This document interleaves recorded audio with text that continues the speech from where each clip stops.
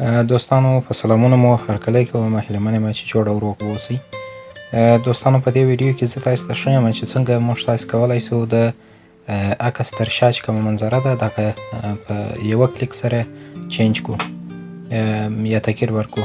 دوستانو که چیرې تاسو نوي یاست سبسکرایب او د زنګولې پر بټن باندې کلیک ووهئ چې تر څو زموږ نوې ویډیوګانې راسي تاسو ته خبر درسي.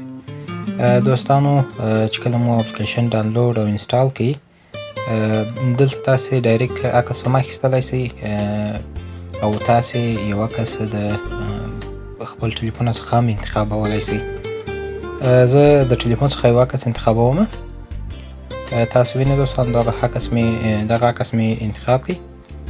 دلته تاسې دغه عکس ته مختلف رقم ډیزاینونه ورکولی شئ. دلته تاسو په یو عکس کې 9 عکسونه راوستلی شئ، په بل کې تاسې 4 راوستلی شئ او دلته تاسې دغه د شا کوم منظره چې ده دغه ورخوپولی شئ. عکس داسې روښانه به وي، منظره بیا خوپه وي. دوستانو ډېر ښه اپلیکیشن دی، تاسې اپلای استعمال کړئ. او دغه تاسې وینئ دوستانو تاسې د دغه عکس تر شا چې کوم منظره وینئ هغه تغییر وکړئ. اوس تاسې لاندې کولی شئ چې خپل د خوښې یوه منظره ورته انتخاب کړئ. دوستانو زه تاسې ته مازې ښیم منظره تاسې خپله بیا انتخاب کړئ.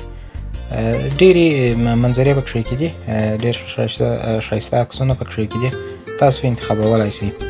او کله چې دی دغه کوئ عکس کله چې کوچنی وګټوئ دواړې ګوتې پر عکس باندې کښېږدئ او دا ګوتې سره خلاص کړئ، انشاءالله عکس غټېږي او کوچنی کېږي. دوستانو دلته تاسې یو بل کار هم ورسره کولی شئ، هغه دا چې تاسې خپل د خوښې یو بکګراوند د ګوګل څخه ډاونلوډولی شئ، یعنې تر شا چې کوم منظره دا د ګوګل څخه ډاونلوډولی شئ او خپل عکس پکښې کې جوړولی شئ. ډېر هوسا دی، انشاءالله چې یې اپلای استعمال کړئ زه اطمیناني یم د خوښ وړ به مو هم ګرځي. دغه دوې منظرې ما د ګوګل څخه ډاونلوډ کړي، دا په د اپلیکیشن کې نشته.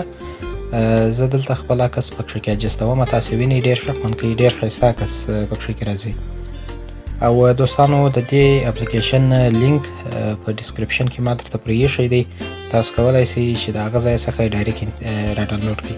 او تاسې دلته د دغه بټن باندې چې کلیک ووهئ تاسې یې په ټلیفون کې ثبتولی شئ او ډایرکټ یې دې ځای څخه په فیسبوک، انسټاګرام او وایفای ډایرکټ او وټساپ، ایمو په دغو شیانو کې هم استولی شئ. دوستانو هیله من یم چې ویډیو هم د خوښ وړ ګرځېدلې وي.